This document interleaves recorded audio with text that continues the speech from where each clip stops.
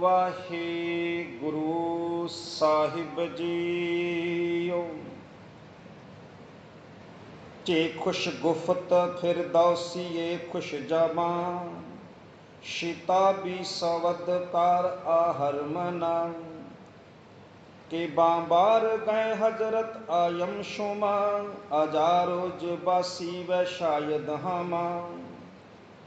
वगरना तुई रा फरा मुश्कोनन, तोरा हम फरामोश यशदा कोनन। बरी कार कर तू ब बश्ती कमर, खुदावंद बाशद तोरा बहरावर। के इंकार ने कश्तू दी परवरी, तू यशदाश नाशी बचा बरतरी। तोरा मनना दानम के यशदाश नाश, बरामद चे तू कार हाँ दिल खराश। शनाशंद हमी तो या नशदा करीम, ना खाश हमी तो बदौलत ज अजीम। शनाशद हमी तो ना यशदा करीम, न खाहिश हमी तो बदौलत अजीम। तो ये 86 नंबर तक आप पाठ किया है जी। आओ 80 नंबर तो करते हैं विचार शुरू। जिहड़ा पिछला शेयर सी 79 नंबर, गुरु कलगीधर पातशाह कहते हैं उहदे विच भी, औरंगजेब ये तेरी ना कोई सियाणप है ते ना कोई बहादरी है कि तू चंगियाड़ियां नूं बजाउंदा रहा ते भांबड़ मचाउंदा रहा। चंगियाड़े अपने साहिबजादियां लई शब्द वरते, तू चंगियाड़े बजा दिते पर भांबड़ मचा दिते, भाव के भांबड़ सिखां दे लई, पंथ खालसे दे लई शब्द वरते है। जिवें पातशाह कहते ना, पेसी दा मर कुंडलिया सप मेरा जिउंदा। वो कुंडलिया सप भी खालसे लई, सिखां लई शब्द वरतिया। इस तरह के नाल इत्थे भी शब्द जिहड़ा है आतिश दमा वो वरतिया, भांबड़ मचा दिते तू अग दे। तो अगला बचन पातशाह कहते हैं कि खुश गुफ्त फिरदौसीए खुश जमा। आपां कहने हैं ना, उस शेयर ने, उस बंदे ने बड़ा कमाल लिखिया। आप इदा कोई शेयर वधिया पढ़ीए, कोई लिखत वधिया पढ़ीए, आप कहने भाई वीर सिंह ने आ बां कमाल लिखिया, क्योंकि आप भाई वीर सिंह नूं पढ़ते हैं। हुण धन गुरु कलगीधर पातशाह कहते ने, कहन लगे औरंगजेब फिरदौस ने बड़ा वधिया लिखिया। फिरदौसीए, फिरदौस एक लेखक होया जिहड़ा सी ना गुरमुखो महमूद गजनवी। महमूद गजनवी जिहड़ा सी वो हिंदुस्तान उत्ते उन्हें बड़े हमले किए। गजनी चों आउंदा सी उधरों लुट के। सब तो पहला महमूद गजनवी ने ही भारत उत्ते जिहड़े सिकंदर तो बाद मुगलों के रूप में हमले से जिहड़े इधरले पासों शुरू किए, पठाणा के रूप में, मुगलों के नहीं। तो वो उत्थों आउंदा सी ते इत्थों लुट के ले जांदा सी। तो उहदे नाल एक लेखक आउंदा हुंदा सी फिरदौस। जिहड़ा फिरदौस सी अब्दुल कासम हसन फिरदौस कहंदे ने, अब्दुल कासम हसन फिरदौस इहदा नाम सी पूरा। अब्दुल कासम हसन फिरदौस लिख लो पा। तो इन्हें 60,000 बैंत वाला एक महमूद गजनवी की सिफत दे विच एक रचना रची सी, शाहनामा। उसका नाम सी शाहनामा। समझो जी फिरदौस कौन सी, फिरदौसी 60,000 वो शेयर, बैंत की होंगे शेयर सी। उन्हें लिखी सी महमूद गजनवी की जिहड़ी सी वो सिफत दे विच। हुण इहदा अर्थ बनता कि धन गुरु कलगीधर पातशाह वो शाहनामा पढ़िया पातशाह ने, तां ही कहते ना भी फिरदौस ने बड़ा कमाल लिखिया। वह खुश गुफ्त, खुश गुफ्त की होंगे, खुश होने वाला, खुशी देने वाली गुफ्तगू। फिरदौसीए खुश जबां, सोहनी जबान दे विचों फिरदौस ने बड़ा सोहना लिखिया है। तो चलो ये गुरमुखो इंज भी कहा जाए, फिरदौस सी ना ਉਹਨਾਂ ਜਦੋਂ ਸ਼ਾਹਨਾਮਾ ਲਿਖ ਕੇ ਉਹ ਪੂਰਾ 60,000 ਬੈਂਤ ਦਾ ਤੇ ਮਹਿਮੂਦ ਗਜ਼ਨਵੀ ਦਰਬਾਰ ਵਿੱਚ ਪਹੁੰਚਿਆ ਤੇ ਗਜ਼ਨਵੀ ਕਹਿੰਦਾ ਵੀ ਸੁਣਾ ਮੈਨੂੰ ਭਰੇ ਦਰਬਾਰ ਵੀ ਸਿਫਤਾਂ ਲਿਖੀਆਂ ਮੇਰੀਆਂ, ਤੇ ਉਹ ਸੁਣਾਉਂਦਾ ਗਿਆ। ਉਹਨੂੰ ਇੱਕ ਸ਼ੇਅਰ ਦੀ ਇੱਕ ਮੋਹਰ ਸੋਨੇ ਦੀ ਮਿਲਦੀ ਸੀ, ਇੰਨਾ ਖੁਸ਼ ਹੋਇਆ ਉਹਦੇ ਉੱਤੇ। ਪਰ ਅਖੀਰਲੇ ਸਮੇਂ ਨਾ ਉਹਨੇ ਜਦੋਂ ਇਹ ਸ਼ਾਹਨਾਮਾ ਪੂਰਾ ਕਰਨ ਲੱਗਿਆ, ਉਹ ਜਿਵੇਂ ਰੋਜ਼ ਜਾਂਦਾ, ਰੋਜ਼ ਸ਼ੇਅਰ ਜਿੰਨੇ ਲਿਖਦਾ ਉਹਨੇ ਸੁਣਾ ਆਉਂਦਾ, ਰੋਜ਼ ਉਹਨੂੰ ਸੋਨੇ ਦੀ ਇੱਕ ਮੋਹਰ ਮਿਲ ਜਾਂਦੀ ਹੈ, ਰੋਜ਼ ਲਿਖਦਾ, ਰੋਜ਼ ਸੁਣਾ ਆਉਂਦਾ, ਰੋਜ਼ ਸੋਨੇ ਦੀਆਂ ਮੋਹਰਾਂ ਲੈ ਆਉਂਦਾ। ਇੱਦਾਂ ਚੱਲਦਿਆਂ ਚੱਲਦਿਆਂ ਉਹਨੂੰ ਲੱਗਿਆ ਵੀ ਮਹਿਮੂਦ ਗਜ਼ਨਵੀ ਦੇ ਵਿੱਚ ਕੁਝ ਜਿਹੜੀਆਂ ਨੇ ਉਹ ਘਾਟਾਂ ਵੀ ਨੇ, ਕੁਝ ਔਗਣ ਵੀ ਨੇ। ਉਹਨੇ ਫਿਰ ਇੱਕ ਦਿਨ ਔਗਣ ਲਿਖ ਦਿੱਤੇ। ਜਦੋਂ ਔਗਣ ਲਿਖੇ ਤੇ ਹੁਣ ਬਾਦਸ਼ਾਹ ਤੇ ਸੀ ਜਿਹੜਾ ਉਹ ਦੁਖੀ ਹੋ ਗਿਆ, ਕਿਉਂਕਿ ਰੋਜ਼ ਸਿਫਤਾਂ ਸੁਣਦਾ ਆਦੀ ਸੀ। ਤੇ ਫਿਰਦੌਸ ਨੇ ਉਹ ਸੱਚ ਲਿਖਤਾ ਵੀ ਇੰਨਾ ਕੁ ਤਾਂ ਸੱਚ ਆ ਵੀ ਹੈ ਵੀ ਇੰਨਾ ਕੁ ਔਗਣ ਤੇਰੇ 'ਚ ਹੈਗੇ ਆ। ਉਹ ਲਿਖ ਕੇ ਤੇ ਘਰ ਚਲਾ ਗਿਆ। ਤੇ ਜਿਹੜਾ ਸੀ ਨਾ ਗਜ਼ਨਵੀ, ਉਹ ਕਹਿੰਦਾ ਵੀ ਇਹਨੂੰ ਸੋਨੇ ਦੀਆਂ ਇੰਜ ਕਰੋ ਵੀ ਇਕੱਠੀਆਂ ਹੀ ਦੇ ਆਓ ਮੋਹਰਾਂ, ਵੀ ਆਪਾਂ ਜਿੰਨੀਆਂ ਦੇਣੀਆਂ ਇਕੱਠੀਆਂ ਦੇ ਦਿਓ ਮੋਹਰਾਂ ਇਹਨੂੰ, ਪਰ ਇਹਨੂੰ ਕਹਿ ਕੇ ਆਓ ਵੀ ਇੱਦਾਂ ਦਾ ਨਾ ਲਿਖਿਆ ਕਰੇ, ਮੈਨੂੰ ਚੰਗਾ ਨਹੀਂ ਲੱਗਾ। ਭਾਵ ਕਿ ਆਪਣੀ ਪਸੰਦ ਦੀ ਲਿਖਾਉਣੀ ਹੋਵੇ, ਅਸੀਂ ਮੇਰੀ ਪਸੰਦ ਦੀ ਗੱਲ ਲਿਖੇ।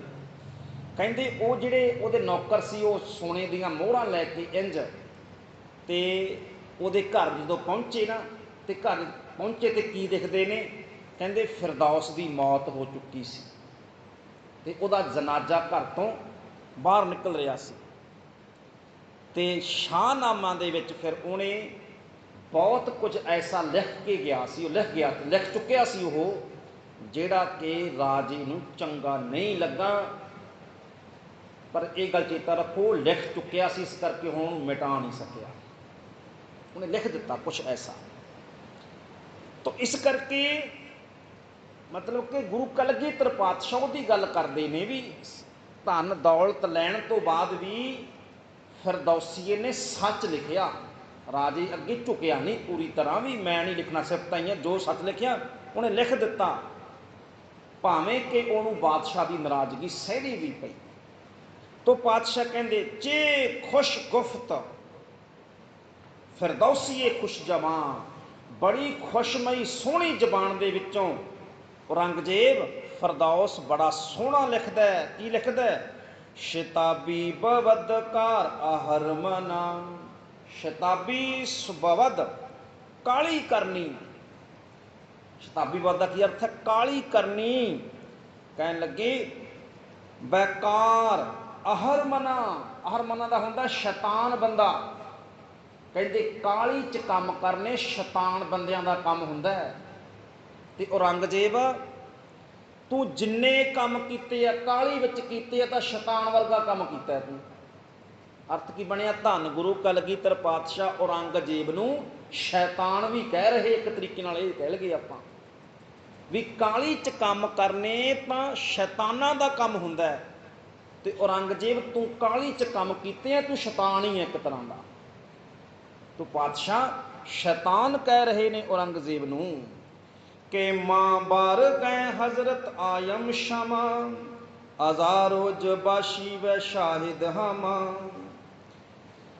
ਕਿ ਮਾਂ ਜਦੋਂ ਮੈਂ ਬਾਰ ਕਹਾਂ ਹਜ਼ਰਤ ਆਈ, ਹਜ਼ਰਤ ਆਯਮ ਸ਼ਮਾ, ਹਜ਼ਰਤ ਦਾ ਅਰਥ ਹੈ ਔਰੰਗਜ਼ੇਬ ਬਾਦਸ਼ਾਹ। ਹਜ਼ਰਤ ਬਾਦਸ਼ਾਹ ਨੂੰ ਕਹਿੰਦੇ ਐ ਬਾਦਸ਼ਾਹ ਜਦੋਂ ਮੈਂ ਤੇਰੇ ਦਰਬਾਰ ਵਿੱਚ ਆਵਾਂ, ਆਯਸ਼ੁਮਾ ਅਸੀਂ ਜਦੋਂ ਆਏ ਤੇਰੇ ਦਰਬਾਰ ਵਿੱਚ, ਭਾਵ ਕਿ ਬਾਦਸ਼ਾਹ ਜਦੋਂ ਤੂੰ ਮੈਨੂੰ ਮਿਲੇਗਾ, ਮੈਂ ਤੇਰੇ ਸਾਹਮਣੇ ਆਵਾਂਗਾ, ਤੂੰ ਮੇਰੇ ਸਾਹਮਣੇ ਆਏਗਾ, ਇੱਕ ਕੰਮ ਕਰੀ ਅਜ਼ਾਰੋਜ ਬਾਸ਼ੀ ਮੈਂ ਸ਼ਾਹਿਦ ਹਮਾ। ਸ਼ਾਹਿਦ ਕਹਿੰਦੇ ਗਵਾਹ ਨੂੰ, ਅਜ਼ਾਰੋਜ, ਅਜ਼ਾਰੋਜ ਦਾ ਕੀ ਅਰਥ ਹੈ? ਉਸ ਦਿਨ, ਅਜ਼ਾਰੋਜ ਉਸ ਦਿਨ, ਬਾਸ਼ੀ ਵਾ ਹਾਜ਼ਰ ਹੋਣਾ ਚਾਹੀਦਾ। ਬਾਸ਼ੀ ਦਾ ਕੀ ਅਰਥ ਹੈ? ਹਾਜ਼ਰ ਹੋਣਾ। ਜਿਸ ਦਿਨ ਤੇਰਾ ਤੇ ਮੇਰਾ ਮਿਲਾਪ ਹੋਇਆ ਔਰੰਗਜ਼ੇਬ, ਤੂੰ ਤੇ ਮੈਂ ਆਮੋ ਸਾਹਮਣੇ ਬੈਠੇ, ਉਸ ਦਿਨ ਸ਼ਾਹਿਦ ਹਮਾ, ਹਮਾ ਕੀ ਹੁੰਦਾ? ਤੇਰਾ, ਜਿਹੜਾ ਤੇਰਾ ਗਵਾਹ ਸੀ, ਉਹ ਸਾਡੇ ਸਾਹਮਣੇ ਹੋਣਾ ਚਾਹੀਦਾ। ਗਵਾਹ ਦਾ ਕੀ ਭਾਵ ਹੈ ਇੱਥੇ? ਜਿਹੜਾ ਕਾਜੀ ਔਰੰਗਜ਼ੇਬ ਦੀ ਕਸਮ ਵਾਲੀ ਚਿੱਠੀ ਤੇ ਕੁਰਾਨ ਲੈ ਕੇ ਆਇਆ ਸੀ, ਹਸਨ ਜਿਹੜਾ ਸੈਯਦ ਹਸਨ ਸੀ ਨਾ, ਉਹ ਜਿਹੜਾ ਲੈ ਕੇ ਆਇਆ ਸੀ। ਤਾਂ ਗੁਰੂ ਕਲਗੀਧਰ ਪਾਤਸ਼ਾਹ ਕਹਿੰਦੇ ਨੇ, ਕਹਿੰਦੇ ਔਰੰਗਜ਼ੇਬ ਜਦੋਂ ਤੇਰਾ ਤੇ ਮੇਰਾ ਮਿਲਾਪ ਹੋਵੇਗਾ ਆਪਾਂ ਆਮੋ ਸਾਹਮਣੇ ਬੈਠਾਂਗੇ। ਜਿਹੜਾ ਤੇਰਾ ਉਹ ਗਵਾਹ ਸੀ ਨਾ, ਚਿੱਠੀਆਂ ਲੈ ਕੇ ਆਇਆ ਸੀ, ਕੁਰਾਨ ਦੀ ਸਹੁੰ ਲੈ ਕੇ ਆਇਆ ਸੀ ਤੇ ਚਿੱਠੀ ਪੜ੍ਹ ਕੇ ਮੈਨੂੰ ਸੁਣਾਉਂਦਾ ਵੀ ਸੀ ਤੇ ਚਿੱਠੀ ਫੜਾਉਂਦਾ ਵੀ ਸੀ ਸਹੁੰ ਵਾਲੀ, ਆਪਾਂ ਮਿਲੇ ਤਾਂ ਉਹਨੂੰ ਸਾਹਮਣੇ ਬਿਠਾਈ, ਉਹਨੂੰ ਤੂੰ ਸਾਹਮਣੇ ਬਿਠਾਈ। ਅਰਥ ਕੀ ਬਣਿਆ? ਆਪਾਂ ਕਹਿੰਦੇ ਨਹੀਂ ਵੀ ਗਵਾਹ ਨੂੰ ਬੁਲਾਓ ਭਾਈ, ਦੇਖਦੇ ਹਾਂ ਕੀ ਕਿਹਾ, ਗਲਤ ਕਿਹਨੇ ਕਿਹਾ ਸੀ, ਪਤਾ ਲੱਗ ਜਾਏਗਾ, ਸਾਹਮਣੇ ਬੁਲਾਓ। ਉਹ ਪਾਤਸ਼ਾਹ ਹੀ ਕਹਿ ਰਹੇ ਨੇ, ਕਹਿਣ ਲੱਗੇ ਰਾਮ ਜੀ ਆਪਣੇ ਗਵਾਹ ਨੂੰ ਕੋਲ ਬਿਠਾਈ ਮੇਰੇ ਸਾਹਮਣੇ, ਫਿਰ ਪਤਾ ਲੱਗੇਗਾ ਵੀ ਤੂੰ ਝੂਠਾ ਹੈ ਕਿ ਤੇਰਾ ਗਵਾਹ ਝੂਠਾ ਹੈ। ਦੋਨਾਂ ਵਿੱਚ ਇੱਕ ਤਾਂ ਝੂਠਾ ਹੈ ਹੀ ਹੈ। ਜਾਂ ਤੇ ਉਹ ਕੁਰਾਨ ਦੀਆਂ ਸੌਹਾਂ ਲੈ ਕੇ ਆਇਆ ਤੇ ਤੂੰ ਕੁਰਾਨ ਦੀਆਂ ਸੌਹਾਂ ਖਾਧੀਆਂ, ਜਾਂ ਤਾਂ ਤੂੰ ਕੁਰਾਨ ਦੀਆਂ ਉਹ ਕਹਿ ਦੇਗਾ ਵੀ ਕੁਰਾਨ ਦੀਆਂ ਸੌਹਾਂ ਤਾਂ ਜੀ ਔਰੰਗਜ਼ੇਬ ਨੇ ਨਹੀਂ, ਮੈਂ ਹੀ ਲੈ ਕੇ ਚਿੱਠੀ ਆਇਆ ਸੀ। ਜਾਂ ਤਾਂ ਤੇਰਾ ਗਵਾਹ ਝੂਠਾ ਨਿਕਲ ਜਾਏਗਾ ਜਾਂ ਤੂੰ ਝੂਠਾ ਨਿਕਲੇਗਾ। ਉਹਨੂੰ ਨਾਲ ਬਿਠਾਈ ਜਦੋਂ ਤੂੰ ਮੇਰੇ ਸਾਹਮਣੇ ਬੈਠਾ। ਵਗਰਨਾ ਤੂੰ ਈਰਾ ਫਰਾਮੁਸ਼ ਕਨੰਦ, ਤੋਰਾ ਹਮ ਫਰਾਮੋਸ਼ ਯਸਦਾ ਕੋਨੰਦ। ਵਗਰਨਾ ਦਾ ਅਰਥ ਹੁੰਦਾ ਹੈ ਜੇਕਰ, ਜੇਕਰ ਔਰੰਗਜ਼ੇਬ ਜੇ ਇਹ ਗੱਲ ਫਰਾਮੁਸ਼, ਫਰਾਮੁਸ਼ ਹੁੰਦਾ ਭੁਲਾ ਦੇਣਾ, ਅੱਖਾਂ ਤੋਂ ਓਹਲੇ ਕਰ ਦੇਣੀ ਗੱਲ। ਜੇ ਔਰੰਗਜ਼ੇਬ ਇਹ ਗੱਲ ਤੂੰ ਅੱਖਾਂ ਤੋਂ ਓਹਲੇ ਕਰ ਦੇਵੇਂਗਾ, ਜੇ ਇਹ ਗੱਲ ਤੂੰ ਭੁਲਾ ਦੇਵੇਂਗਾ ਤਾਂ ਚੇਤਾ ਰੱਖੀ ਤੁਰਾ ਹਮ ਫਰਾਮੋਸ਼ ਯਸ਼ਦਾ ਕੋਨੰਦ। ਜਿਹੜਾ ਉਹ ਪਰਮਾਤਮਾ ਹੈ ਨਾ, ਯਸ਼ਦਾ ਕੀ ਹੁੰਦਾ ਹੈ? ਪਰਮਾਤਮਾ। ਫਰਾਮੋਸ਼ ਦਾ ਕੀ ਅਰਥ ਹੈ? ਨਜ਼ਰ ਅੰਦਾਜ਼, ਅੱਖੋਂ ਓਹਲੇ ਕਰਨਾ। ਔਰੰਗਜ਼ੇਬ ਯਾਦ ਰੱਖੀ ਉਹ ਅਕਾਲ ਪੁਰਖ ਪਰਮਾਤਮਾ ਤੈਨੂੰ ਨਜ਼ਰ ਅੰਦਾਜ਼ ਕਰੇਗਾ, ਉਹ ਤੈਨੂੰ ਭੁਲਾ ਦੇਵੇਗਾ। ਅਰਥ ਕੀ ਬਣਿਆ? ਔਰੰਗਜ਼ੇਬ ਜੇ ਤੂੰ ਆਪਣੇ ਵਾਅਦੇ ਨੂੰ ਭੁਲਾ ਦਿੱਤਾ ਹੈ, ਜੇ ਤੂੰ ਕੁਰਾਨ ਦੀ ਕਸਮ ਭੁਲਾ ਦਿੱਤੀ ਹੈ, ਜੇ ਤੂੰ ਮੇਰੇ ਨਾਲ ਕੀਤਾ ਵਾਅਦਾ ਭੁਲਾ ਦਿੱਤਾ ਹੈ, ਤੇ ਚੇਤਾ ਰੱਖੀ ਉਹ ਅਕਾਲ ਪੁਰਖ ਪਰਮਾਤਮਾ ਤੈਨੂੰ ਭੁਲਾ ਦੇਵੇਗਾ, ਉਹ ਤੈਨੂੰ ਨਜ਼ਰ ਅੰਦਾਜ਼ ਕਰ ਦੇਵੇਗਾ ਜੇਕਰ ਤੂੰ ਮੇਰੀਆਂ ਗੱਲਾਂ ਭੁਲਾਉਣਾ ਹੈ, ਅੱਖੋਂ ਓਹਲੇ ਕਰਦਾ ਹੈ। ਭਾਵ ਅਰਥ ਕੀ ਬਣਿਆ ਕਿ ਜਿਹੋ ਜਿਹਾ ਤੂੰ ਕਰੇਗਾ ਉਹੋ ਜਿਹਾ ਤੇਰੇ ਨਾਲ ਵੀ ਹੋਵੇਗਾ। ਬਰੀ ਕਾਰ ਕਰ ਤੂੰ ਬਸ਼ਤੀ ਕਮਰ, ਬਰੀ ਕਾਰ ਦਰ ਤੂੰ। ਅੱਛਾ, ਇੱਕ ਨਾ ਇਹ ਬਚਨ ਗੁਰਮੁਖੋ ਧਿਆਨ ਨਾਲ ਸਮਝੋ, ਜਿਹੜਾ ਇਹ ਸ਼ੇਰ ਨੰਬਰ 82 ਤੇ 83 ਹੈ ਨਾ, ਇਹ ਕੁਝ ਥਾਵਾਂ ਦੇ ਉੱਤੇ 83 ਨੂੰ 82 ਕੀਤਾ ਤੇ 82 ਨੰਬਰ ਨੂੰ 83 ਕਰ ਦਿੱਤਾ ਹੈ। ਇਹ ਕਈ ਵਾਰ ਤੁਸੀਂ ਕੋਈ ਜ਼ਫਰਨਾਮਾ ਹੋਰ ਪੜ੍ਹੋ ਜਾਂ ਕੋਈ ਇੱਦਾਂ ਤੁਸੀਂ ਭੁਲੇਖਾ ਦਿਓ ਵੀ ਇਹ ਕੱਟਤਾ ਜੀ, ਇਹ ਕੱਟਿਆ ਨਹੀਂ ਹੈ। ਇਹ ਧਿਆਨ ਦਿਓ ਕਈ ਥਾਵਾਂ ਉੱਤੇ 82 ਨੰਬਰ 83 ਨੰਬਰ 'ਤੇ ਆ ਜਾਂਦਾ ਹੈ, 83 ਨੰਬਰ 82 ਨੰਬਰ ਉੱਪਰ ਵੀ ਆ ਜਾਂਦਾ ਹੈ, ਕਈ ਲਿਖਤਾਂ ਵਿੱਚ ਐਸਾ ਹੁੰਦਾ ਹੈ। ਤੋ ਬਰੀ ਕਾਰ ਗਰ ਤੂੰ ਬਸ਼ਤੀ ਕਮਰ। ਬਸ਼ਤੀ ਕਮਰ ਦਾ ਅਰਥ ਹੁੰਦਾ ਲੱਕ ਬੰਨਣਾ। ਕਮਰ ਕੀ ਹੁੰਦਾ? ਲੱਕ। ਬਸ਼ਤੀ ਬੰਨਣਾ, ਲੱਕ ਬੰਨ ਕੇ। ਆਪਾਂ ਨਹੀਂ ਕਹਿ ਦਿੰਦੇ ਐਸ ਗੱਲ ਪਿੱਛੇ ਤਾਂ ਮੈਂ ਲੱਕ ਬੰਨ ਕੇ ਪੈ ਗਿਆ, ਭਾਵ ਪੂਰੀ ਤਤਪਰਤਾ ਦੇ ਨਾਲ, ਪੂਰੀ ਮਨ ਦੇ ਨਾਲ, ਤਤਪਰਤਾ ਦੇ ਨਾਲ ਕੋਈ ਕੰਮ ਕਰਨਾ, ਆਪਾਂ ਕਹਿੰਦੇ ਲੱਕ ਬੰਨ ਕੇ ਕੰਮ ਕਰਨਾ। ਤੋ ਪਾਤਸ਼ਾਹੀ ਕਹਿ ਰਹੇ ਨੇ, ਕਹਿਣ ਲੱਗੇ ਔਰੰਗਜ਼ੇਬ ਜੇਕਰ ਤੂੰ ਬਰੀ ਕਰ ਗਰ ਤੂੰ, ਜੇਕਰ ਤੂੰ, ਇਹ ਕਈ ਥਾਵਾਂ ਉੱਤੇ ਦਾ ਪਾਠ ਜਿਹੜਾ ਉਹ ਅਗਰ ਕਾਰ ਈ ਬਰ ਤੂੰ ਬਸ਼ਤੀ ਕਮਰ ਇੱਦਾਂ ਵੀ ਆਉਂਦਾ, ਸ਼ਾਇਦ ਤੁਹਾਡੇ ਕੋਲ ਇੱਦਾਂ ਹੀ ਹੈ ਜੀ। ਹਾਂ, ਅਗਰ ਕਾਰ ਈ ਬਰ ਤੂੰ ਬਸ਼ਤੀ ਕਮਰ, ਇੱਦਾਂ ਤੁਹਾਡੇ ਕੋਲੇ ਪਾਠ ਹੋਣਾ। ਜਿਹੜਾ ਮੇਰੇ ਕੋਲੇ ਹੈ ਬਰੀ ਕਾਰ ਗਰ ਤੂੰ ਬਸ਼ਤੀ ਕਮਰ, ਤੋਂ ਇਹ ਪਾਠ ਵੱਖੋ ਵੱਖਰੇ ਆਉਂਦੇ ਨੇ ਦੋਨਾਂ ਥਾਵਾਂ ਦੇ।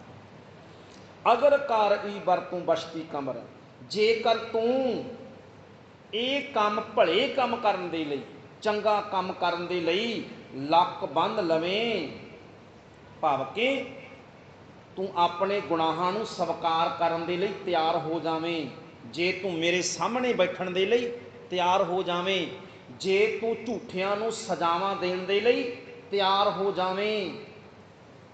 ਇਹ ਆ ਭਲਾ ਕੰਮ। ਤੋ ਕੀ ਕਹਿੰਦੇ ਨੇ, ਖੁਦਾਵੰਦ ਬਾਸ਼ਦ ਧੋਰਾਂ ਬਹਿਰਾਵਰ।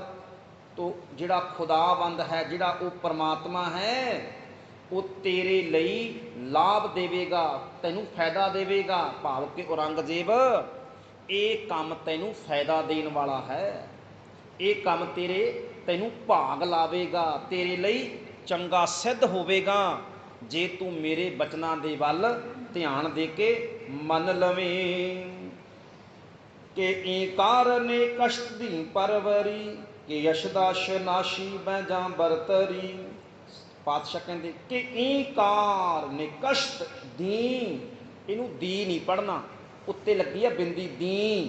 ਦੀਨ ਦਾ ਕੀ ਅਰਥ ਹੈ? ਦੀਨ, ਧਰਮ। ਦੀਨ ਦੇ ਉੱਤੇ ਜਦੋਂ ਬਿੰਦੀ ਲੱਗੀ ਹੈ ਨਾ, ਤੋ ਦੀਨ, ਦੀਨ ਤੋਂ ਇਹ ਸ਼ਬਦ ਦੀਨ ਬਣ ਗਿਆ। ਦੀਨ ਧਰਮ, ਦੀਨ, ਦੀਨ ਪਰਵਰੀ, ਧਰਮ ਦੀ ਪਾਲਣਾ। ਦੀਨ ਪਰਵਰੀ ਦਾ ਕੀ ਅਰਥ ਹੈ? ਦੀਨ ਦੀ ਪਾਲਣਾ, ਧਰਮ ਦੀ ਪਾਲਣਾ। ਕਿ ਈਕਾਰ ਨਿਕਸ਼ਤ, ਕਾਰ ਨਿਕਸ਼ਤ ਦਾ ਅਰਥ ਹੈ ਨੇਕੀ ਵਾਲਾ ਕੰਮ। ਕਾਰ ਨਿਕਸ਼ਤ, ਨੇਕੀ ਵਾਲਾ ਕੰਮ। ਕਹਿਣ ਲੱਗੇ ਔਰੰਗਜ਼ੇਬ, ਹੁਣ ਇਹ ਕੰਮ ਕਰਨਾ ਤੇਰੇ ਲਈ ਨੇਕੀ ਵਾਲਾ ਕੰਮ, ਦੀਨ ਦੀ ਪਾਲਣਾ ਕਰਨ ਵਾਲਾ ਕੰਮ ਹੈ। ਅਰਥ ਕੀ ਬਣਿਆ? ਤੇਰੇ ਲਈ ਹੁਣ ਧਰਮ ਦੀ ਪਾਲਣਾ ਇਹੀ ਹੈ, ਤੇਰੇ ਲਈ ਦੀਨ ਦੀ ਪਾਲਣਾ ਇਹੀ ਹੈ ਕਿ ਤੂੰ ਆਹ ਨੇਕੀ ਵਾਲਾ ਕੰਮ ਕਰੇ। ਕਿਹੜਾ ਨੇਕੀ ਵਾਲਾ ਕੰਮ ਕਰੇ ਤੂੰ? ਵੀ ਤੂੰ ਪਤਾ ਕਰੇ ਝੂਠਾ ਕੌਣ ਸੀ ਤੇ ਸੱਚਾ ਕੌਣ ਸੀ, ਤੇ ਉਹਨੂੰ ਤੂੰ ਸਜ਼ਾਵਾਂ ਦੇਵੇਂ। ਜੇ ਤੇਰੇ ਅਹਿਲਕਾਰ, ਜੇ ਤੇਰੇ ਸੂਬੇਦਾਰ ਝੂਠੇ ਨੇ, ਉਹਨਾਂ ਨੂੰ ਸਜ਼ਾਵਾਂ ਦੇਵੇਂ। ਤੇ ਜੇ ਤੂੰ ਝੂਠਾ ਨਿਕਲਿਆ ਤੇ ਫਿਰ ਆਪਣੇ ਆਪ ਦੀ ਗਲਤੀ ਸਵੀਕਾਰ ਕਰੇ ਤੂੰ। ਇਸ ਸਮੇਂ ਤੇਰੇ ਲਈ ਸਭ ਤੋਂ ਵੱਡਾ ਇਹੀ ਧਰਮ ਹੈ, ਇਹ ਤੇਰੇ ਲਈ ਤੇਰਾ ਫਰਜ਼ ਬਣਦਾ ਹੈ। ਤੂੰ ਯਸ਼ਦਾਸ਼ ਨਾਸ਼ੀ ਬਹਿਤਾਂ ਬਰਤਰੀ, ਤੇਰੇ ਲਈ ਇਸ ਸਮੇਂ ਇਹੀ ਸਭ ਤੋਂ ਜ਼ਰੂਰੀ ਕੰਮ ਹੈ। ਤੂੰ ਯਸ਼ਦਾ ਸ਼ਨਾਸ਼ੀ, ਰੱਬ ਦੀ ਪਛਾਣ। ਯਸ਼ਦਾ ਸ਼ਨਾਸ਼ੀ ਦਾ ਕੀ ਅਰਥ ਹੈ? ਯਸ਼ਦਾ ਮੈਨੇ ਖੁਦਾ ਪਰਮਾਤਮਾ, ਸ਼ਨਾਸ਼ੀ ਪਛਾਣ ਕਰਨ ਵਾਲਾ। ਤੇਰੇ ਲਈ ਇਹੀ ਰੱਬ ਦੀ ਪਛਾਣ ਹੈ। ਬਚਾ ਬਰਤਰੀ, ਤੇਰੇ ਲਈ ਇਹੀ ਸਭ ਤੋਂ ਚੰਗਾ ਵਧੀਆ ਕੰਮ ਹੈ ਕਿ ਤੂੰ ਸੱਚ ਦੀ ਪਹਿਚਾਣ ਕਰੇ, ਝੂਠਿਆਂ ਨੂੰ ਸਜ਼ਾਵਾਂ ਦੇਵੇਂ। ਕਿਉਂਕਿ ਨਾ ਪਾਤਸ਼ਾਹ, ਜਿਵੇਂ ਬਾਣੀ ਵਿੱਚ ਬਚਨ ਆਉਂਦਾ, ਰਾਜੇ ਚੁਲੀ ਨਿਆਮਕੀ। ਭਾਈ ਰਾਜਾ ਨਾ ਜਿਹੜਾ, ਉਹਦਾ ਜਿਹੜਾ ਪਹਿਲਾ ਫਰਜ਼ ਹੈ, ਪਹਿਲਾ ਧਰਮ ਕੀ ਹੈ? ਲੋਕਾਂ ਨੂੰ, ਪਰਜਾ ਨੂੰ ਨਿਆਂ ਦੇਣਾ। ਤੇ ਤੂੰ ਆਪਣੇ ਆਪ ਨੂੰ ਬਾਦਸ਼ਾਹ ਕਹਿਲਾਉਣਾ ਤੇ ਕਰ ਇਨਸਾਫ, ਕਰ ਫਿਰ ਨਿਆਂ। ਔਰੰਗਜ਼ੇਬ ਨਿਆਂ ਤੇ ਇਹ ਕਹਿੰਦਾ ਤੂੰ ਝੂਠਾ ਹੈ, ਤੇਰੇ ਅਹਿਲਕਾਰ, ਤੇਰੇ ਸੂਬੇਦਾਰ ਝੂਠੇ ਨੇ, ਉਹਨਾਂ ਨੂੰ ਸਜ਼ਾਵਾਂ ਦੇਵੇਂ, ਇਹ ਤੇਰਾ ਧਰਮ ਹੈ। ਤੁਰਾ ਮਨ ਨਾ ਦਾਨਮ ਕੇ ਯਸ਼ਦਾ ਸ਼ਨਾਸ਼। ਤੁਰਾ ਮਨ ਨਾ ਦਾਨਮ, ਪਾਤਸ਼ਾਹ ਕਹਿੰਦੇ ਔਰੰਗਜ਼ੇਬ ਸਾਡਾ ਮਨ ਨਹੀਂ ਮੰਨਦਾ। ਪਹਿਲਾਂ ਕਹਿ ਰਹੇ ਨੇ ਕਿ ਤੇਰਾ ਫਰਜ਼ ਬਣਦਾ, ਤੇਰਾ ਧਰਮ ਬਣਦਾ, ਪਰ ਫਿਰ ਹੁਣ ਕੀ ਕਹਿ ਰਹੇ ਨੇ? ਅਗਲਾ ਬਚਨ ਕਹਿੰਦੇ ਔਰੰਗਜ਼ੇਬ ਸਾਡਾ ਮਨ ਮੰਨਦਾ ਨਹੀਂ, ਸਾਨੂੰ ਲੱਗਦਾ ਨਹੀਂ ਹੈ, ਸਾਡਾ ਮਨ ਮੰਨਦਾ ਨਹੀਂ ਕਿ ਯਸ਼ਦਾ ਸ਼ਨਾਸ਼, ਕਿ ਤੂੰ ਸੱਚਮੁੱਚ ਰੱਬ ਦੀ ਪਛਾਣ ਕਰੇਗਾ, ਤੂੰ ਸੱਚਮੁੱਚ ਰੱਬ ਦੀ ਸੱਚ ਦੀ ਪਹਿਚਾਣ ਕਰੇਗਾ। ਭਾਵ ਕਿ ਤੂੰ ਚੰਗਾ ਕੌਣ ਸੀ, ਮਾੜਾ ਕੌਣ ਸੀ, ਧੋਖਾ ਕਿਹਨੇ ਕੀਤਾ, ਸੱਚ ਤੇ ਕੌਣ ਖੜਾ, ਇਹਦੀ ਤਬਦੀਸ਼ ਤੂੰ ਕਰੇਗਾ। ਸਾਨੂੰ ਲੱਗਦਾ ਨਹੀਂ ਇੱਦਾਂ। ਬਰਾਮਦ ਚੋ ਕਾਰ ਕਾਰ ਹਾਂ ਦਿਲ ਖਰਾਸ਼, ਕਿਉਂਕਿ ਔਰੰਗਜ਼ੇਬ ਬਰਾਮਦ ਹੁੰਦਾ ਬਰ ਆਮਦ, ਇਹ ਦੋ ਸ਼ਬਦਾਂ ਤੋਂ ਬਣਿਆ ਜੀ। ਬਰਾਮਦ, ਬਰ ਆਮਦ, ਇਹਦਾ ਅਰਥ ਬਣਦਾ ਜਿਹੜੇ ਤੂੰ ਕੰਮ ਕੀਤੇ ਹਨ, ਹੋਏ ਹਨ। ਬਰਾਮਦ ਹੋਏ ਹਨ ਕਿ ਜੇ ਤੋ ਕਾਰ ਹਾਂ ਦਿਲ ਖਰਾਸ਼, ਦਿਲ ਨੂੰ ਦਿਖਾਉਣ ਵਾਲੇ ਕੰਮ ਜਿਹੜੇ ਤੂੰ ਕੀਤੇ ਹੈ। ਔਰੰਗਜ਼ੇਬ तू दिल नूं दिखाउण वाले काम कीते है ते साडा मन नहीं मनदा। गुरु कलगीधर पातशाह कहंदे कि तू सच की पछाण करेगा। क्यों? क्योंकि तू तो खुद गुनाहगार है। जे पछाण करेगा तो तू गुनाहगार निकल आएगा। इस करके लगता नहीं भी तू सही गल की तफदीश करेगा। किहड़े हुण देखो किन्ने गुनाह कीते है।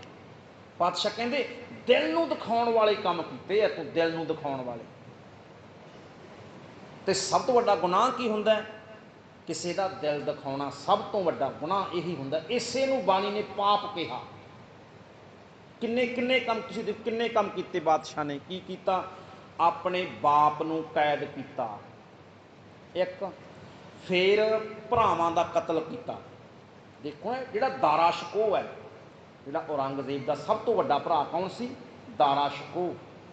दारा शको वो सी गुरु हरराए साहिब पातशाह नाल बड़ा प्यार सी इहदा। कीरतपुर दे दवाखाने दे विचों दवाई लैण तो बाद इनू आराम आया सी, क्योंकि औरंगजेब ने खाने दे विच अपने वड्डे भरा नूं छेर दी मुछ दा वाल खवा दिता सी। तो उहदा हाजमा खराब, सेहत कमज़ोर हो गई सी। इत्थों दवाई मिली, कीरतपुर साहिब तो ठीक होया। वो जदों बगावत हो जाती है भरावां दे विच शाहजहां दी मौत तो बाद, तो शाहजहां चाहुंदा सी भी मेरा ये वड्डा पुत्र दारा शको बैठे तख्त ते, क्योंकि बड़ा वो संत सुभाअ दा सी, संत सुभाअ दा सी। पर औरंगजेब ने दबा लए सारे। वो दिल्ली तो भजदा है, रोपड़ तो सतलुज दरिया पार करदा है, लाहौर नूं जाना सी। गुरु हरराए साहिब पातशाह ने उसकी मदद भी कुछ की। वो सतगुरां दी शरण में आ गया सी। अगे जाके लाहौर के कोल फड़िया जाता है दारा शको। उन्होंने फड़िया जाता है, दिल्ली लिजाया जाता है। देखो है तो वड्डा भरा ना, गां दे मांस दे विच मड़ के मारिया जाता। गां दे विच मड़ के की मारना हुंदा? जिहड़ा हुंदा कह लो भी ताज़ा ताज़ा गां दा मांस, वो ना उत्ते चढ़ा दिता जाता, इदां चढ़ा के उत्ते उत्तों सूया ना सी दिता जाता। दसदे ने कुछ विद्वान भी इदां हुंदा हुंदा। ते फिर उहनूं रोज़ाना धुप च खड़ा किया जाता है। जिवें जिवें वो मांस सुकदा है उवें उवें वो कसिया जाता है, तो घुट के फिर उसकी इंज मौत हुंदी, इदां प्राण निकलदे। तो अपने वड्डे भरा दारा शको नूं गां दे मांस विच मड़ के मारिया सी। मतलब कि उदां भी तड़फा तड़फा के मारिया। तुसीं देखो किन्ना जालम होएगा वो भी अपने भरा नूं तड़फदियां वेख के हसदा है, अपने बाप नूं प्यासा देख के हसदा है। औरंगजेब किदां दा बंदा होएगा? तां ही पातशाह कहंदे ना भी शैतानां वाले काम कीते आ तू।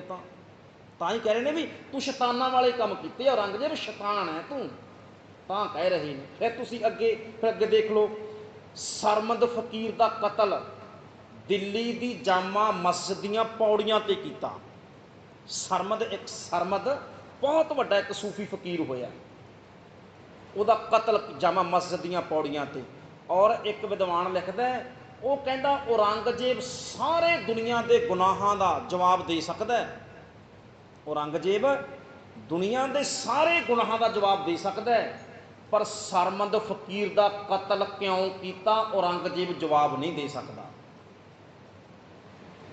इदां फिर धीर मल्लीए राम राइए पहला आप ही इन्होंने चुक्या, फिर शाट कर इन्हों का कतल भी आप ही किया। धीर मल्लियां, धीर मल, राम राय का कतल किने करवाया? औरंगजेब ने करवाया। फिर जजिया, जिहड़ा जजिया टैक्स सी वो औरंगजेब का ही शुरू लाया दोबारा उन्हें। जजिया टैक्स की हुंदा है? जजिया टैक्स कला हिंदुओं को देना पैंदा सी। क्यों की सी? तुसीं हिंदू हो इस करके तुसीं टैक्स दिओ। टैक्स का तुसीं वेखो कमाल की गल है भी टैक्स का कारण की है भी तू हिंदू है इस करके टैक्स दे। आ हिंदुस्तान की धरती उत्ते हिंदुआं नूं हिंदू होण का टैक्स देना पैंदा सी। जो टैक्स सी ना, टैक्स किदां सी? वो टैक्स नहीं सी बाला। जजिया जिहड़ा टैक्स सी वो खुद बादशाह के दरबार का खुद भरना पैंदा सी। सरकार नहीं हुंदी भी बंदा जी खुद हाज़र होना चाहिए, वो इदा टैक्स सी भी खुद नूं जाके देना पैंदा सी। ते जदों हिंदू जाके दरबार टैक्स दिंदे सी फिर उन्हां नूं उत्थे तंग कीता जांदा सी, उन्हां दी बेइज्जती कीती जांदी सी।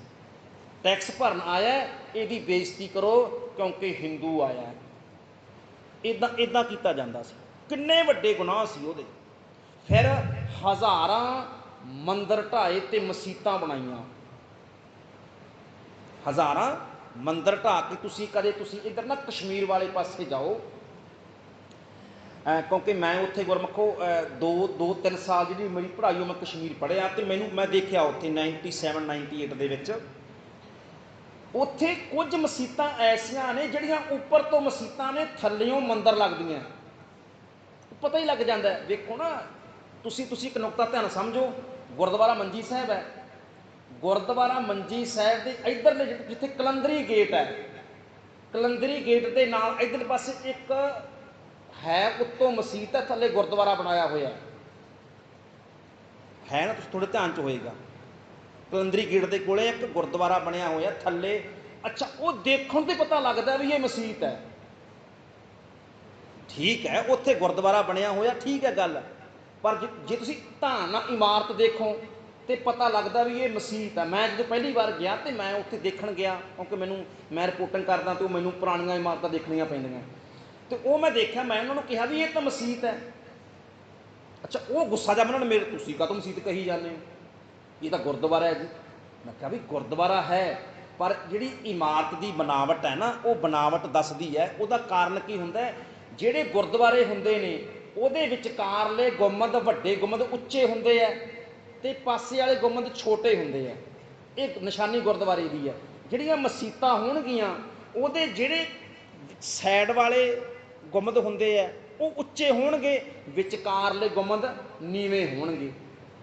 ਇਦਾਂ ਕਰਕੇ ਕਿਉਂਕਿ ਜਿਹੜੀ ਇਹ ਗੁੰਮਦ ਕਲਾ ਹੈ ਇਹ ਤਾਂ ਮੁਸਲਮਾਨਾਂ ਵਿੱਚੋਂ ਇੱਧਰ ਨੂੰ ਆਈ ਹੈ। ਸਾਡੇ ਜਿਹੜੇ ਪੁਰਾਣੇ ਹਿੰਦੂਆਂ ਦੇ ਮੰਦਰ ਆ ਕਿਸੇ ਦਾ ਗੁੰਮਦ ਨਹੀਂ ਹੈ। ਜਿਹੜੀ ਇਹ ਗੁੰਮਦ ਵਾਲੀ ਕਲਾ ਹੈ ਇਹ ਕਲਾ ਮੁਸਲਮਾਨੀ ਸ਼ੈਲੀ ਵਿੱਚੋਂ ਆਈ ਹੈ। ਤੋ ਇਹ ਕੀ ਹੁੰਦਾ, ਫਰਕ ਹੁੰਦਾ, ਪਤਾ ਲੱਗ ਜਾਂਦਾ ਇਮਾਰਤ ਦਾ। ਤੋ ਉਹਨੇ ਕਸ਼ਮੀਰ ਵਿੱਚ ਕੁਝ ਐਸੀਆਂ ਮਸੀਤਾਂ ਅੱਜ ਵੀ ਬਣੀਆਂ ਨੇ, ਉਹ ਥੱਲਿਓਂ ਤੁਸੀਂ ਧਿਆਨ ਨਾਲ ਦੇਖੋ ਪਤਾ ਲੱਗਦਾ ਵੀ ਇਹ ਤਾਂ ਮੰਦਰ ਵਰਗੀ ਹੈ। ਇੱਦਾਂ ਹਜ਼ਾਰਾਂ ਮੰਦਰ ਢਾਏ, ਔਰ ਜਿੰਨੇ ਇਹ ਗੱਲ ਮੈਂ ਕਹਿ ਰਿਹਾ, ਜਿੰਨੇ ਹਿੰਦੁਸਤਾਨ ਵਿੱਚ ਮੁਸਲਮਾਨ ਰਹਿੰਦੇ ਆ ਉਹਨਾਂ ਵਿੱਚੋਂ 70% ਕਨਵਰਟਡ ਹਿੰਦੂਆਂ ਤੋਂ ਕਨਵਰਟਡ ਹੋਏ ਹੈ। ਜੇ ਤੁਸੀਂ ਪਿਛਲੀਆਂ 4 ਪੀੜ੍ਹੀਆਂ ਚਲੇ ਜਾਓ ਤੇ ਉਹਨਾਂ ਦੇ ਬਜ਼ੁਰਗ ਉਹ ਹਿੰਦੂ ਨਿਕਲ ਆਉਂਦੇ ਆ। ਐਸੇ ਹਜ਼ਾਰਾਂ ਹੋਏ ਐਸੇ ਇੱਦਾਂ ਕਰਕੇ।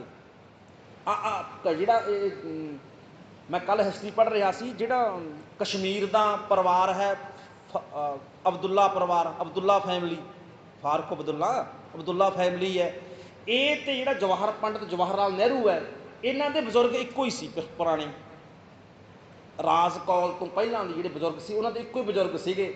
ਉਹ 2 ਭਰਾ ਸੀ, ਇੱਕ ਹਿੰਦੂ ਕਨਵਰਟ, ਇੱਕ ਹਿੰਦੂ ਹੀ ਰਹਿ ਗਿਆ, ਉਹਦੇ 'ਚ ਨਹਿਰੂ ਪਰਿਵਾਰ ਨਿਕਲ ਆਇਆ, ਦੂਜਾ ਭਰਾ ਮੁਸਲਮਾਨ ਬਣ ਗਿਆ, ਉਹਦੇ ਵਿੱਚੋਂ ਫਿਰ ਉਹ ਅਬਦੁੱਲਾ ਪਰਿਵਾਰ ਫੈਮਿਲੀ ਬਣ ਗਈ। ਤੋ ਹਜ਼ਾਰਾਂ ਕਨਵਰਟਡ ਹੋਏ ਆ ਇੱਦਾਂ। ਤੋ ਇਹ ਸਭ ਕੁਝ ਕਦੋਂ ਹੋਇਆ ਏ? ਔਰੰਗਜ਼ੇਬ ਦੇ ਸਮੇਂ ਹੋਇਆ ਇਹ।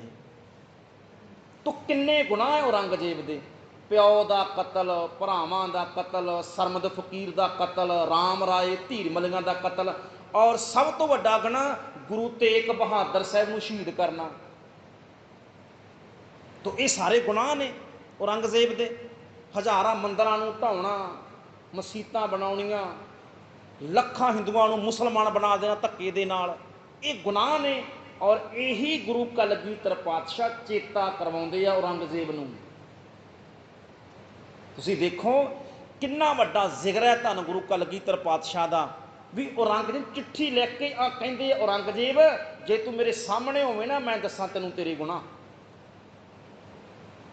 ਤੂੰ ਮੇਰੇ ਸਾਹਮਣੇ ਹੋਵੇਂ ਮੈਂ ਤੈਨੂੰ ਤੇਰੇ ਗੁਨਾਹਾਂ ਦੀ ਗਿਣਤੀ ਕਰਵਾਵਾਂ। ਔਰੰਗਜ਼ੇਬ ਤੁਰਾਂ ਮਨ ਨਾ ਦਾਨਮ ਕੇ ਯਸ਼ ਦਾ ਸ਼ਨਾਸ਼, ਸਾਡਾ ਮਨ ਨਹੀਂ ਮੰਨਦਾ ਔਰੰਗਜ਼ੇਬ, ਤੂੰ ਸੱਚ ਦੀ ਪਛਾਣ ਕਰੇਗਾ। ਕਿਉਂ? ਬਰਾਮਦ ਤੋਂ ਚਾਕਾਰ ਹਾਂ ਦਿਲ ਖਰਾਸ਼, ਕਿਉਂਕਿ ਪਤਾ ਹੀ ਨਹੀਂ ਤੂੰ ਕਿੰਨੇ ਕੁ ਲੋਕਾਂ ਦੇ ਦਿਲ ਦਿਖਾਉਣ ਵਾਲੇ, ਮਨਾਂ ਨੂੰ ਦੁਖੀ ਕਰਨ ਵਾਲੇ ਕੰਮ ਕੀਤੇ ਹੋਏ ਐ। ਤੂੰ ਤਾਂ ਦਿਲ ਨੂੰ ਦਿਖਾਉਣ ਵਾਲੇ ਦਿਲ ਨੂੰ ਦੁਖੀ ਕਰਨ ਵਾਲੇ ਕੰਮ ਕੀਤੇ ਹੋਏ ਹਨ। ਤੋ ਸਮੇਂ ਦੀ ਸਮਾਪਤੀ ਹੈ ਜੀ। 85 ਨੰਬਰ ਤੱਕ ਇਹ ਵਿਚਾਰ ਹੋਈ ਹੈ। ਪਾਤਸ਼ਾਹ ਕਿਰਪਾ ਕਰਨ, ਭੁੱਲਾਂ ਚੁੱਕਾਂ ਦੀ ਖਿਮਾ। ਫਤਿਹ ਬੁਲਾਓ। ਮੈਂ ਦੁਬਾਰਾ ਸੰਗਤਾਂ ਨੂੰ ਫਿਰ ਬੇਨਤੀ ਕਰਦਾ, ਬੜਾ ਵਧੀਆ ਇਹ ਜਿਹੜਾ ਗੁਰੂ ਨੇ ਕਿਰਪਾ ਕੀਤੀ ਹੈ, ਘਰੇ ਜਾ ਕੇ ਇੱਕ ਦੋ ਵਾਰ ਨਾ ਉੱਚੀ ਉੱਚੀ ਬੋਲ ਕੇ ਇਹਦਾ ਪਾਠ ਜ਼ਰੂਰ ਕਰਿਆ ਕਰੋ। ਫਤਿਹ ਬੁਲਾਓ। ਆਖੋ ਜੀ ਵਾਹਿਗੁਰੂ ਜੀ ਕਾ ਖਾਲਸਾ, ਵਾਹਿਗੁਰੂ ਜੀ ਕੀ ਫਤਿਹ।